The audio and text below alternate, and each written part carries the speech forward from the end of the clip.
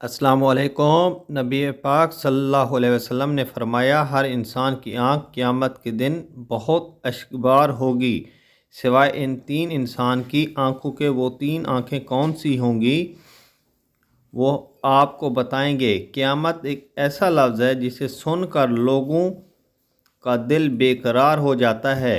اگر ایک مسلمان کے سامنے یہ لفظ ادا کیا جائے اسے ایک ہی بات یاد آتی ہے کہ اللہ تعالیٰ نے قیامت کا وعدہ کیا ہے اور قیامت ضرور آ کے رہے گی، چاہے دنیا کے مرضی جتنی اقدامات کر لیں قیامت ضرور آئے گی۔ جبکہ مغرب اور سائنس بھی یہ کہتی ہے کہ قیامت آئے گی۔ ان سائنسدانوں کا کہنا ہے کہ کائنات میں جیسے مرضی تبدیلیاں آ جائیں ان سے قیامت نہیں آنے والی۔ مسلمانوں سے جب پوچھا جاتا ہے قیامت کب آتی ہے، اللہ تعالیٰ اور اس کا رسول بہتر جانتے ہیں۔ جب ہم رسول پاک صلی اللہ علیہ وسلم سے پوچھتے ہیں اور ان سے پوچھا جاتا ہے تو آپ کیا فرماتے ہیں؟ ایک دفعہ بارگاہ نبوت صلی اللہ علیہ وسلم نے ایک آدمی آیا۔ اس نے رسول اللہ صلی اللہ علیہ وسلم سے عرض کی، یا رسول اللہ قیامت کب آئے گی؟ جناب رسول اللہ صلی اللہ علیہ وسلم نے فرمایا، بے شک اس بات کا علم صرف اللہ تعالیٰ کو ہے کہ قیامت کب آئے گی۔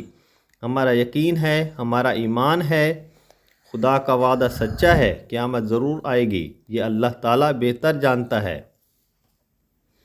اب بتاتے ہیں کہ وہ تین آنکھیں کون سی ہیں۔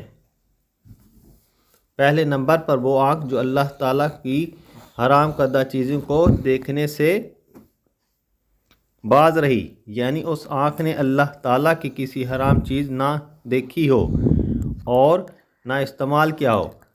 بصرہ میں رہنے والے ایک بزرگ گزرے ہیں، ان کے بارے میں کتابوں میں لکھا ہے، ایک معمولی غلطی پر 40 سال آنسو بہاتے رہے۔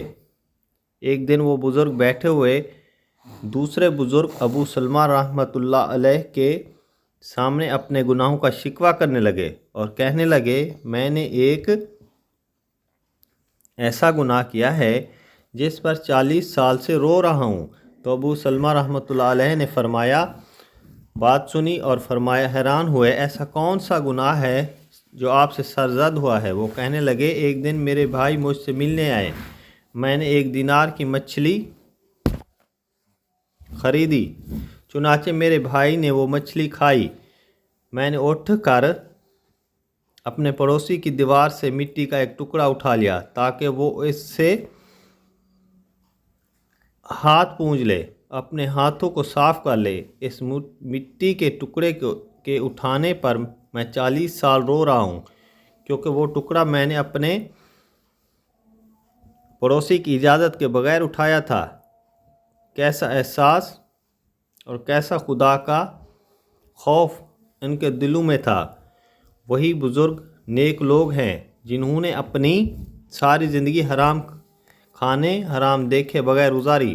دوسرے نمبر پر وہ آنکھ ہے جو اللہ کی راہ میں اللہ کی یاد میں ساری رات عبادت میں جاگتی ہو،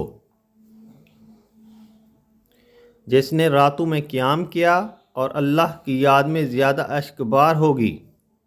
تیسرے نمبر پر وہ آنکھ ہے جس کی آنکھ سے خوف خدا کی وجہ سے ایک مکھی کے برابر بھی آنسو نکلا ہو۔ اگر آپ کو یہ ویڈیو پسند آئی ہو تو چینل کو سبسکرائب کریں اور اپنے دوستوں کے ساتھ شیئر کریں۔ اللہ حافظ۔